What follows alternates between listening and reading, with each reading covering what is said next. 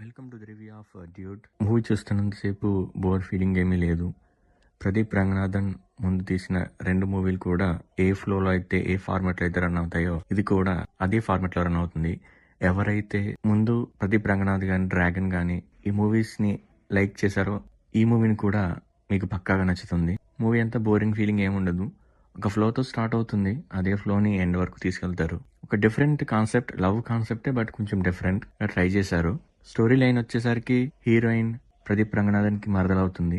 తను చిన్నప్పటి నుంచి ఇష్టపడుతుంది. ఓ టైంలో ప్రపోజ్ చేస్తుంది. ప్రపోజ్ చేసిన తర్వాత ప్రదీప్ రంగనాథన్ రిజెక్ట్ చేస్తాడు. హీరో రిజెక్ట్ చేసినసరికి హీరోయిన్ డిప్రెషన్లోకి వెళ్ళి 6 months బయటకు వెళ్ళిపోతుంది.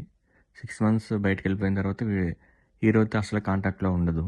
అప్పుడు తెలుస్తుంది హీరో తనని చాలా మిస్ అవుతున్నాను అని. అప్పుడు డైరెక్ట్ వాళ్ళ మామయ్య గారికి వెళ్ళి చెప్తాడు, ఇలా నేను తను పెళ్లి చేసుకోవాలనుకున్నాను, తను నేను లవ్ చేస్తానని చెప్తాడు. అప్పుడు హీరోయిన్ ఓకే చెప్పి బ్యాక్ వస్తుంది. బట్ 6 months బయట ఉంది కదా, అక్కడ ఇంకొకరు పరిచయం అవుతారు. తనని ఇటు హీరోని, అక్కడ తనని ఎవరిని పెళ్లి చేసుకోవాలో తెలియక కన్ఫ్యూజ్ అవుతూ ఉంటుంది.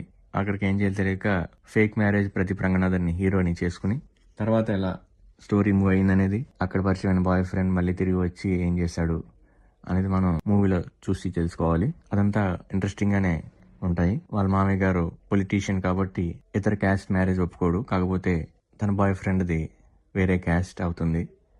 ఈ సిచ్యువేషన్లన్నీ వాళ్ళు ఎలా కవర్ చేసుకుని స్టోరీని ముందుకు తీసుకెళ్లారన్నదే మెయిన్ పాయింట్.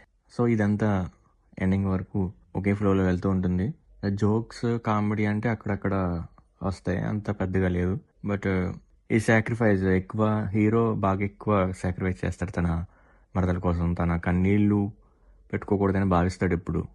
సో తన లైఫ్ని ఆల్మోస్ట్ చాలా వరకు తన మరదల కోసమే త్యాగం చేస్తాడు. ఆ ఫీలింగ్ బాగా తీసుకొచ్చాడు డైరెక్టర్. ఒక టైంలో వాళ్ళ మామయ్య గారు కూడా ప్రదీప్ రంగనాథన్ హీరో మిస్టేక్ అని ఒక టైంలో ఒక సిచ్యువేషన్లో విపరీతం కొట్టేస్తాడు. హీరోయిన్కి చాలా గిల్టీ ఫీలింగ్ వచ్చేస్తూ ఉంటుంది. సో ఇలాంటి ఈ సీన్స్తో రన్ అవుతూ ఉంటుంది మూవీ చూసినంతసేపు మనకి బోరింగ్ ఫీలింగ్ ఏమి ఉండదు. ఓవరాల్గా మూవీ అయితే నాకు బాగా నచ్చింది. ఎవరైతే ప్రదీప్ రంగనాథ్ గారి మూవీస్ మీకు నచ్చైతే ఇది కూడా పక్కాగా నచ్చుతుంది. డెఫినెట్గా చూడొచ్చు. నెట్ఫ్లిక్స్లో అందుబాటులో ఉంది, ఓటీటీ ప్లాట్ఫామ్లో. This the review of dude. Thank you for watching. Thank you so much. ఇక నుంచి ఓటీటీ ప్లాట్ఫామ్లో రిలీజ్ అయ్యే మంచి మూవీస్ మీకు అప్డేట్ చేస్తూ ఉంటాను.